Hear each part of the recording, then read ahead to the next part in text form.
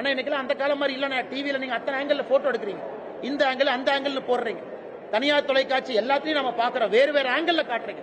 சாமானிய மனிதனுக்கு தெரிந்துவிடும் யார் ஏமாத்துறாங்க, யாரு பொய் சொல்றாங்க.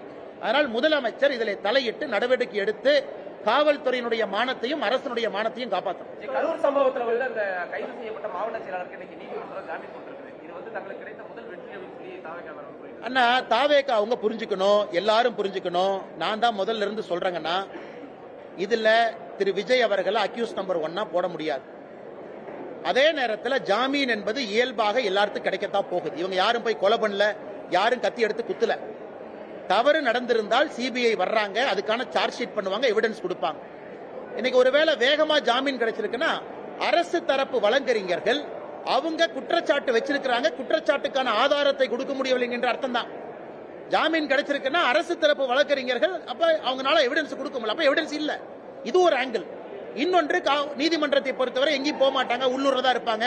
ஜாமீன் போட்டு நீங்க வந்து காவல்துறைக்கு வந்து விசாரணைக்கு ஒத்துழைக்கலாம் சொல்லியிருக்கலாம்.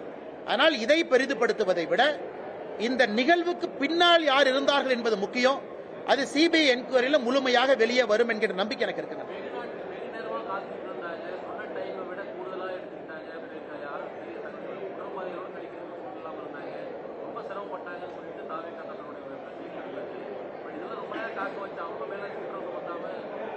அண்ணா, இன்னைக்கு வந்து காவல்துறை அவர்களுக்கு எப்போது வேண்டுமானாலும் ஒரு கூட்டத்தை கலைப்பதற்கான முழு அதிகாரம் இருக்கு. எப்போது வேண்டுமானாலும் உள்ள போய் கூட்டத்தை கட்டுப்படுத்துவதற்கான அதிகாரம் இருக்கு.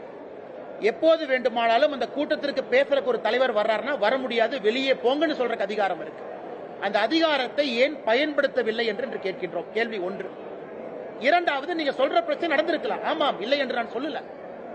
இன்னைக்கு அதையெல்லாம் நீங்க மறந்துட்டு இவங்க மட்டும்தான் தப்பு பண்ணாங்க, நாங்க தப்பே பண்ணலன்னு சொல்றதுதான் நாங்க கேள்வி கேட்கிறோம். நாங்களும் தவறு செய்திருக்கோம்னு ஒத்துக்குங்க. கட்சி தவறு செய்திருக்கா முதல்ல இருந்து நாங்க சொல்றோம். கட்சி தவறு செய்திருந்தால் நடவடிக்கை எடுங்க.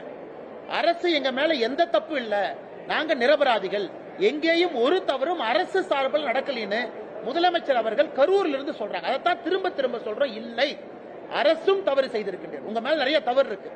அதிகமான முக்கியத்துவம் உங்களுக்கு தான், ஏன்னா உங்க கையில தான் அதிகாரம் இருக்கு. அதை மறைத்து விட்டு ஏன் ஒருவர் மீது பழியை போட முயற்சிக்கின்றீர்கள் என்பது எங்களுடைய